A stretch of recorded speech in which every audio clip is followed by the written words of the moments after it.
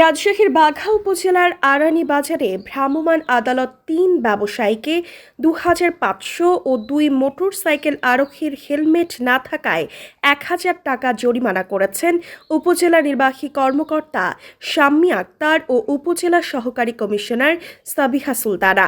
মূল্য তালিকা অনুসরণ না করা এবং অন্যান্য ব্যবসায়িক অপরাধের জন্য এই জরিমানা করা হয়। সোমবার ১০ মার্চ দুপুরে এই অভিযান পরিচালনা করেন। এ সময় ভিন্ন ভিন্ন অপরাধে সোহেলের ভ্যারাইটি স্টোরে ১,০০০ টাকা, সুমন ভ্যারাইটি স্টোরে ১,০০০ টাকা, তিতাশালীর মুরগির দোকানে ৫০০ টাকা ও ২ মোটরসাইকেল আরোহীর হেলমেট না থাকায় ৫০০ করে মোট ১,০০০ টাকা জরিমানা করেন। সেই সাথে বিভিন্ন দোকানদারকে সঠিকভাবে তাদের ব্যবসা পরিচালনা করার সুপরামর্শ দেন।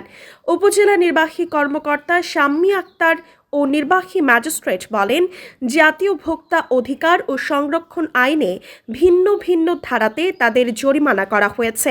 এই অভিযান চলমান থাকবে বলে জানান ইউএনও। রিপোর্ট করেছেন মোস্তাফিজুর রহমান, ক্যামেরায় নাহিদ ইসলাম।